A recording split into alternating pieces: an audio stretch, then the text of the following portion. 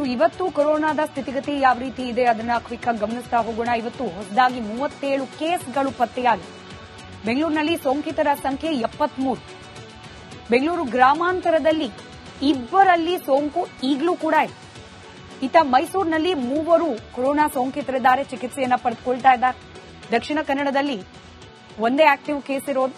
ವಿಜಯನಗರದಲ್ಲೂ ಕೂಡ 1 active case ಈಗಲೂ ಕೂಡ ಇದೆ. ಒಟ್ಟು ರಾಜ್ಯಾದ್ಯಂತ 80 ಮಂದಿಯಲ್ಲಿ ಕೊರೋನಾ ಸೋಂಕು ಇನ್ನೂ ಸಕ್ರಿಯವಾಗಿದೆ ಅನ್ನೋದು ಲೇಟೆಸ್ಟ್ ಅಪ್ಡೇಟ್. ಇದರ ಜೊತೆಗೆ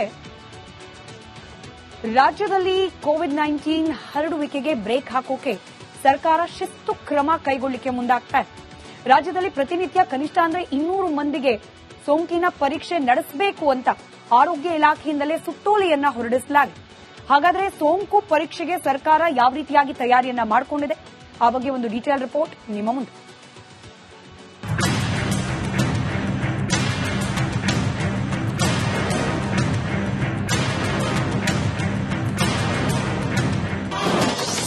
ಪ್ರತಿನಿತ್ಯ 200 ಜನರಿಗೆ ಕೋವಿಡ್ ಪರೀಕ್ಷೆ, ಸುತ್ತೋಲೆ ಹೊರಡಿಸಿದ ಆರೋಗ್ಯ ಇಲಾಖೆ.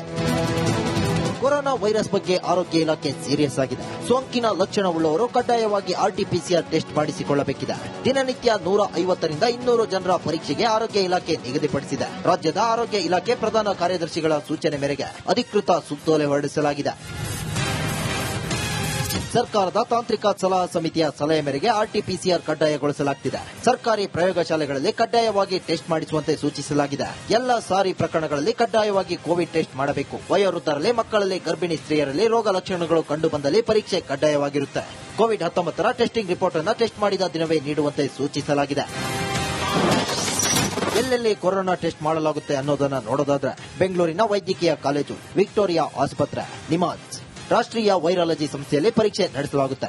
ಅದೇ ರೀತಿ ಹುಬ್ಬಳ್ಳಿಯ ಕಿಮ್ಸ್, ಕಲಬುರಗಿಯ ವೈದ್ಯಕೀಯ ವಿಜ್ಞಾನ ಸಂಸ್ಥೆ, ಬಳ್ಳಾರಿಯ ವಿಜಯನಗರದ ವೈದ್ಯಕೀಯ ವಿಜ್ಞಾನ ಸಂಸ್ಥೆ, ಮೈಸೂರಿನ ವೈದ್ಯಕೀಯ ಕಾಲೇಜು ಮತ್ತು ಸಂಶೋಧನಾ ಸಂಸ್ಥೆ, ಹಾಸನ ವೈದ್ಯಕೀಯ ವಿಜ್ಞಾನ ಸಂಸ್ಥೆ, ಶಿವಮೊಗ್ಗದ ವೈದ್ಯಕೀಯ ವಿಜ್ಞಾನ ಸಂಸ್ಥೆ ಮತ್ತು ಮಂಗಳೂರಿನ ವೆನ್ಲಾಕ್ ಆಸ್ಪತ್ರೆಯಲ್ಲಿ ಪರೀಕ್ಷೆ ನಿಗದಿ ಮಾಡಲಾಗಿದೆ. ಕೋವಿಡ್ ಪರೀಕ್ಷೆಗೆ ಸ್ಪಾಟ್ಗಳನ್ನು ಸರ್ಕಾರವೇ ಫಿಕ್ಸ್ ಮಾಡಿದ್ದು, ಆ ಮೂಲಕ ದರ ಏರಿಳಿತಕ್ಕೆ ಬ್ರೇಕ್ ಹಾಕುವುದು ಮತ್ತು ಕೊರೋನಾ ವೈರಸ್ ಸೋಂಕಿನ ಆಟಕ್ಕೆ ಕಡಿವಾಣ ಹಾಕಲು ತಯಾರಿ ನಡೆಸುತ್ತಿದೆ. Bureau report, republic Kannada. ರಾಜ್ಯದಲ್ಲಿ ಕೊರೋನಾ ವೈರಸ್ನ ಹೊಸ ತಳಿ ಎಂಟ್ರಿ ಬೆನ್ನಲ್ಲೇ ಸರ್ಕಾರ ಮುನ್ನೆಚ್ಚರಿಕಾ ಕ್ರಮಗಳತ್ತ ನಿಗಾ ವಹಿಸ್ತಾ ಇದೆ. ಖಾಸಗಿ ಆಸ್ಪತ್ರೆಗಳಿಗೆ ಮಾರ್ಗಸೂಚಿಯನ್ನ ಹೊರಡಿಸಲಾಗಿದೆ. ಆಸ್ಪತ್ರೆಗಳಲ್ಲಿ ಯಾವ್ಯಾವ ರೀತಿ ತಯಾರಿಯನ್ನ ಮಾಡಿಕೊಳ್ಬೇಕು, ಅದರಲ್ಲೂ ವಿಶೇಷವಾಗಿ ಗರ್ಭಿಣಿಯರು, ಮಕ್ಕಳ ಮೇಲೆ ಹೆಚ್ಚಿನ ಗಮನ ಕೊಡಬೇಕು ಅನ್ನೋ ನಿಟ್ಟಿನಲ್ಲಿ ಕೆಲ ಸೂಚನೆಗಳನ್ನ ನೀಡಲಾಗಿದೆ. ಅದರಲ್ಲೂ ಬಹಳ ಪ್ರಮುಖವಾಗಿ ಆಸ್ಪತ್ರೆಗಳಲ್ಲಿ ಸ್ವಚ್ಛತೆಗೆ ಹೆಚ್ಚಿನ ಆದ್ಯತೆ ಕೊಡಬೇಕು ಅನ್ನೋದರ ಬಗ್ಗೆ ಕೂಡ ಪನಾದಿಂದ ಗೈಡ್ಲೈನ್ಸ್ ಬಿಡುಗಡೆ ಮಾಡಲಾಗಿದೆ. ಹಾಗಾದ್ರೆ ಖಾಸಗಿ ಆಸ್ಪತ್ರೆಗಳಿಗೆ ಹೊರಡಿಸಲಾಗಿರುವ ಮಾರ್ಗಸೂಚಿಯಲ್ಲಿ ಯಾವೆಲ್ಲ ಅಂಶಗಳನ್ನ ಉಲ್ಲೇಖ ಮಾಡಲಾಗಿದೆ ಗಮನಿಸ್ತಾ ಹೋಗೋಣ. ಆಸ್ಪತ್ರೆಗೆ ಬಂದವರೆಲ್ಲರಿಗೂ ಟೆಸ್ಟ್ ಮಾಡಿಸಬಾರದು.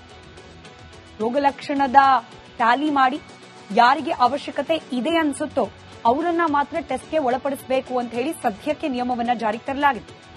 ಸಿವಿಯರ್ ಸಮಸ್ಯೆ ಇರುವವರನ್ನ ಪ್ರತ್ಯೇಕ ಮಾಡಬೇಕು. ಐಸಿಎಂಆರ್ ಅಧಿಕೃತ ನಿರ್ದೇಶನವನ್ನ ಕಡ್ಡಾಯವಾಗಿ ಎಲ್ಲಾ ಖಾಸಗಿ ಆಸ್ಪತ್ರೆಗಳು ಕೂಡ ಪಾಲನೆ ಮಾಡಲೇಬೇಕು. ಇನ್ನು ರೋಗಿಯ ಸ್ಯಾಚುರೇಷನ್ ಲೆವೆಲ್ ಅನ್ನ ಪರಿಶೀಲನೆ ಮಾಡಬೇಕು. ಯಾಕಂದ್ರೆ ಆ ರೋಗದ ತೀವ್ರತೆ ಎಷ್ಟಿದೆ, ಸೋಂಕಿನ ತೀವ್ರತೆ ಎಷ್ಟಿದೆ ಅನ್ನೋದನ್ನ ತಿಳ್ಕೊಳ್ಳಿಕ್ಕೆ ಇದು ಸರಳ ಹಾಗೆ ಅತ್ಯಂತ ಅವಶ್ಯಕವಾದ ಮಾರ್ಗ. ಹೀಗಾಗಿ ರೋಗಿಯ ಸ್ಯಾಚುರೇಷನ್ ಲೆವೆಲ್ ಅನ್ನ ಆಗಿಂದಾಗೆ ಪರಿಶೀಲನೆ ಮಾಡ್ತಿರಬೇಕು. ವಿಶೇಷವಾಗಿ ಗರ್ಭಿಣಿ ಹಾಗೆ ಮಕ್ಕಳು, ವಯೋವೃದ್ಧರ ಆರೋಗ್ಯದ ಮೇಲೆ ಹದ್ದಿನ ಕಣ್ಣಿಡಬೇಕು ಅಂತ ಹೇಳಿ ಸೂಚನೆಯನ್ನ ಹೊರಡಿಸಲಾಗಿದೆ. ಸಾಮಾಜಿಕ ಅಂತರವನ್ನ ಕಾಪಾಡಿಕೊಳ್ಳಬೇಕು.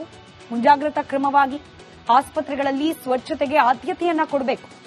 ಸ್ಯಾನಿಟೈಸರ್ ಬಳಕೆ ಮತ್ತೊಮ್ಮೆ ಜಾರಿಗೆ ಬರಬೇಕು ಅಂತ ಕೂಡ ಸೂಚನೆಯನ್ನ ನೀಡಲಾಗ್ತಾ ಇದೆ. ಕೇವಲ ಆಸ್ಪತ್ರೆಗಳಲ್ಲಿ ಮಾತ್ರವಲ್ಲ, ಆಸ್ಪತ್ರೆಗೆ ಬರುವ ರೋಗಿಗಳಿಗೂ ಕೂಡ ಸ್ಯಾನಿಟೈಸರ್ ಬಳಸೋದು, ಹಾಗೆ ಯಾರಿಗೆಲ್ಲ ರೋಗ ನಿರೋಧಕ ಶಕ್ತಿ ಕಡಿಮೆ ಇರುತ್ತೆ ಅವರಿಗೆ ಮಾಸ್ಕ್ ಧರಿಸೋದ್ರ ಬಗ್ಗೆ ಜಾಗೃತಿಯನ್ನ ಮೂಡಿಸಬೇಕು ಅಂತ ಹೇಳಿ ಮುನ್ಸೂಚನೆಯನ್ನ ನೀಡಲಾಗಿದೆ. ಇವತ್ತು ಕೊರೋನಾದ ಸ್ಥಿತಿಗತಿ ಯಾವ ರೀತಿ ಇದೆ ಅದನ್ನ ಕ್ವಿಕ್ ಆಗಿ ಗಮನಿಸ್ತಾ ಹೋಗೋಣ. ಇವತ್ತು ಹೊಸದಾಗಿ 37 ಕೇಸ್ಗಳು ಪತ್ತೆಯಾಗಿವೆ. ಬೆಂಗಳೂರಿನಲ್ಲಿ ಸೋಂಕಿತರ ಸಂಖ್ಯೆ 73. ಬೆಂಗಳೂರು ಗ್ರಾಮಾಂತರದಲ್ಲಿ 2 ಸೋಂಕು ಈಗಲೂ ಕೂಡ ಇದೆ. ಇತ್ತ ಮೈಸೂರಿನಲ್ಲಿ 3 ಕೊರೋನಾ ಸೋಂಕಿತರಿದ್ದಾರೆ, ಚಿಕಿತ್ಸೆಯನ್ನ ಪಡೆದುಕೊಳ್ತಾ ಇದ್ದಾರೆ. ದಕ್ಷಿಣ ಕನ್ನಡದಲ್ಲಿ 1 ಆಕ್ಟಿವ್ ಕೇಸ್ ಇರೋದು. ವಿಜಯನಗರದಲ್ಲೂ ಕೂಡ ಒಂದು ಆಕ್ಟಿವ್ ಕೇಸ್ ಈಗಲೂ ಕೂಡ ಇದೆ. ಒಟ್ಟು ರಾಜ್ಯಾದ್ಯಂತ 80 ಮಂದಿಯಲ್ಲಿ ಕೊರೋನಾ ಸೋಂಕು ಇನ್ನೂ ಸಕ್ರಿಯವಾಗಿದೆ ಅನ್ನೋದು ಲೇಟೆಸ್ಟ್ ಅಪ್ಡೇಟ್. ಇದರ ಜೊತೆಗೆ ರಾಜ್ಯದಲ್ಲಿ ಕೋವಿಡ್-19 ಹರಡುವಿಕೆಗೆ ಬ್ರೇಕ್ ಹಾಕೋಕೆ ಸರ್ಕಾರ ಶಿಸ್ತು ಕ್ರಮ ಕೈಗೊಳ್ಳಲಿಕ್ಕೆ ಮುಂದಾಗ್ತಾ ಇದೆ. ರಾಜ್ಯದಲ್ಲಿ ಪ್ರತಿನಿತ್ಯ ಕನಿಷ್ಠ 200 ಮಂದಿಗೆ ಸೋಂಕಿನ ಪರೀಕ್ಷೆ ನಡೆಸಬೇಕು ಅಂತ ಆರೋಗ್ಯ ಇಲಾಖೆಯಿಂದಲೇ ಸುತ್ತೋಲೆಯನ್ನ ಹೊರಡಿಸಲಾಗಿದೆ. ಹಾಗಾದ್ರೆ ಸೋಂಕು ಪರೀಕ್ಷೆಗೆ ಸರ್ಕಾರ ಯಾವ ರೀತಿಯಾಗಿ ತಯಾರಿಯನ್ನ ಮಾಡಿಕೊಂಡಿದೆ, ಆ ಬಗ್ಗೆ ಒಂದು ಡೀಟೇಲ್ ರಿಪೋರ್ಟ್ ನಿಮ್ಮ ಮುಂದೆ.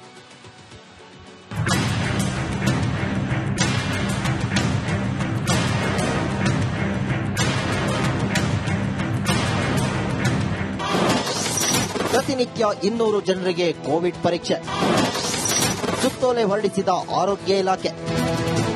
ಕೊರೋನಾ ವೈರಸ್ ಬಗ್ಗೆ ಆರೋಗ್ಯ ಇಲಾಖೆ ಸೀರಿಯಸ್ ಆಗಿದೆ. ಸೋಂಕಿನ ಲಕ್ಷಣವುಳ್ಳವರು ಕಡ್ಡಾಯವಾಗಿ ಆರ್ಟಿಪಿಸಿಆರ್ ಟೆಸ್ಟ್ ಮಾಡಿಸಿಕೊಳ್ಳಬೇಕಿದೆ. ದಿನನಿತ್ಯ 150ರಿಂದ 200 ಜನರ ಪರೀಕ್ಷೆಗೆ ಆರೋಗ್ಯ ಇಲಾಖೆ ನಿಗದಿಪಡಿಸಿದೆ. ರಾಜ್ಯದ ಆರೋಗ್ಯ ಇಲಾಖೆ ಪ್ರಧಾನ ಕಾರ್ಯದರ್ಶಿಗಳ ಸೂಚನೆ ಮೇರೆಗೆ ಅಧಿಕೃತ ಸುತ್ತೋಲೆ ಹೊರಡಿಸಲಾಗಿದೆ. ಸರ್ಕಾರದ ತಾಂತ್ರಿಕ ಸಲಹಾ ಸಮಿತಿಯ ಸಲಹೆ ಮೇರೆಗೆ ಆರ್ಟಿಪಿಸಿಆರ್ ಕಡ್ಡಾಯಗೊಳಿಸಲಾಗುತ್ತಿದೆ. ಸರ್ಕಾರಿ ಪ್ರಯೋಗಶಾಲೆಗಳಲ್ಲಿ ಕಡ್ಡಾಯವಾಗಿ ಟೆಸ್ಟ್ ಮಾಡಿಸುವಂತೆ ಸೂಚಿಸಲಾಗಿದೆ. ಎಲ್ಲ ಸಾರಿ ಪ್ರಕರಣಗಳಲ್ಲಿ ಕಡ್ಡಾಯವಾಗಿ ಕೋವಿಡ್ ಟೆಸ್ಟ್ ಮಾಡಬೇಕು. ವಯೋವೃದ್ಧರಲ್ಲಿ, ಮಕ್ಕಳಲ್ಲಿ, ಗರ್ಭಿಣಿ ಸ್ತ್ರೀಯರಲ್ಲಿ ರೋಗ ಲಕ್ಷಣಗಳು ಕಂಡು ಬಂದಲ್ಲಿ ಪರೀಕ್ಷೆ ಕಡ್ಡಾಯವಾಗಿರುತ್ತೆ. ಕೋವಿಡ್-19 ಟೆಸ್ಟಿಂಗ್ ರಿಪೋರ್ಟ್ ಅನ್ನು ಟೆಸ್ಟ್ ಮಾಡಿದ ದಿನವೇ ನೀಡುವಂತೆ ಸೂಚಿಸಲಾಗಿದೆ. ಎಲ್ಲೆಲ್ಲಿ ಕೊರೋನಾ ಟೆಸ್ಟ್ ಮಾಡಲಾಗುತ್ತೆ ಅನ್ನೋದನ್ನ ನೋಡೋದಾದ್ರೆ ಬೆಂಗಳೂರಿನ ವೈದ್ಯಕೀಯ ಕಾಲೇಜು, ವಿಕ್ಟೋರಿಯಾ ಆಸ್ಪತ್ರೆ, ನಿಮಾನ್ಸ್ ರಾಷ್ಟ್ರೀಯ ವೈರಾಲಜಿ ಸಂಸ್ಥೆಯಲ್ಲಿ ಪರೀಕ್ಷೆ ನಡೆಸಲಾಗುತ್ತೆ. ಅದೇ ರೀತಿ ಹುಬ್ಬಳ್ಳಿಯ ಕಿಮ್ಸ್, ಕಲಬುರಗಿಯ ವೈದ್ಯಕೀಯ ವಿಜ್ಞಾನ ಸಂಸ್ಥೆ, ಬಳ್ಳಾರಿಯ ವಿಜಯನಗರದ ವೈದ್ಯಕೀಯ ವಿಜ್ಞಾನ ಸಂಸ್ಥೆ, ಮೈಸೂರಿನ ವೈದ್ಯಕೀಯ ಕಾಲೇಜು ಮತ್ತು ಸಂಶೋಧನಾ ಸಂಸ್ಥೆ, ಹಾಸನ ವೈದ್ಯಕೀಯ ವಿಜ್ಞಾನ ಸಂಸ್ಥೆ, ಶಿವಮೊಗ್ಗದ ವೈದ್ಯಕೀಯ ವಿಜ್ಞಾನ ಸಂಸ್ಥೆ ಮತ್ತು ಮಂಗಳೂರಿನ ವೆನ್ಲಾಕ್ ಆಸ್ಪತ್ರೆಯಲ್ಲಿ ಪರೀಕ್ಷೆ ನಿಗದಿ ಮಾಡಲಾಗಿದೆ. ಕೋವಿಡ್ ಪರೀಕ್ಷೆಗೆ ಸ್ಪಾಟ್ಗಳನ್ನು ಸರ್ಕಾರವೇ ಫಿಕ್ಸ್ ಮಾಡಿದ್ದು, ಆ ಮೂಲಕ ದರ ಏರಿಳಿತಕ್ಕೆ ಬ್ರೇಕ್ ಹಾಕುವುದು ಮತ್ತು ಕೊರೋನಾ ವೈರಸ್ ಸೋಂಕಿನ ಆಟಕ್ಕೆ ಕಡಿವಾಣ ಹಾಕಲು ತಯಾರಿ ನಡೆಸುತ್ತಿದೆ. Bureau report, republic Kannada. ರಾಜ್ಯದಲ್ಲಿ ಕೊರೋನಾ ವೈರಸ್ನ ಹೊಸ ತಳಿ ಎಂಟ್ರಿ ಬೆನ್ನಲ್ಲೇ ಸರ್ಕಾರ ಮುನ್ನೆಚ್ಚರಿಕಾ ಕ್ರಮಗಳತ್ತ ನಿಗಾ ವಹಿಸ್ತಾ ಇದೆ. ಖಾಸಗಿ ಆಸ್ಪತ್ರೆಗಳಿಗೆ ಮಾರ್ಗಸೂಚಿಯನ್ನ ಹೊರಡಿಸಲಾಗಿದೆ. ಆಸ್ಪತ್ರೆಗಳಲ್ಲಿ ಯಾವ್ಯಾವ ರೀತಿ ತಯಾರಿಯನ್ನ ಮಾಡಿಕೊಳ್ಬೇಕು, ಅದರಲ್ಲೂ ವಿಶೇಷವಾಗಿ ಗರ್ಭಿಣಿಯರು, ಮಕ್ಕಳ ಮೇಲೆ ಹೆಚ್ಚಿನ ಗಮನ ಕೊಡಬೇಕು ಅನ್ನೋ ನಿಟ್ಟಿನಲ್ಲಿ ಕೆಲ ಸೂಚನೆಗಳನ್ನ ನೀಡಲಾಗಿದೆ. ಅದರಲ್ಲೂ ಬಹಳ ಪ್ರಮುಖವಾಗಿ ಆಸ್ಪತ್ರೆಗಳಲ್ಲಿ ಸ್ವಚ್ಛತೆಗೆ ಹೆಚ್ಚಿನ ಆದ್ಯತೆ ಕೊಡಬೇಕು ಅನ್ನೋದರ ಬಗ್ಗೆ ಕೂಡ ಪನಾದಿಂದ ಗೈಡ್ಲೈನ್ಸ್ ಬಿಡುಗಡೆ ಮಾಡಲಾಗಿದೆ. ಹಾಗಾದ್ರೆ ಖಾಸಗಿ ಆಸ್ಪತ್ರೆಗಳಿಗೆ ಹೊರಡಿಸಲಾಗಿರುವ ಮಾರ್ಗಸೂಚಿಯಲ್ಲಿ ಯಾವೆಲ್ಲ ಅಂಶಗಳನ್ನ ಉಲ್ಲೇಖ ಮಾಡಲಾಗಿದೆ ಗಮನಿಸ್ತಾ ಹೋಗೋಣ. ಆಸ್ಪತ್ರೆಗೆ ಬಂದವರೆಲ್ಲರಿಗೂ ಟೆಸ್ಟ್ ಮಾಡಿಸಬಾರದು. ರೋಗ ಲಕ್ಷಣದ ಟ್ಯಾಲಿ ಮಾಡಿ ಯಾರಿಗೆ ಅವಶ್ಯಕತೆ ಇದೆ ಅನ್ಸುತ್ತೋ ಅವರನ್ನ ಮಾತ್ರ ಟೆಸ್ಟ್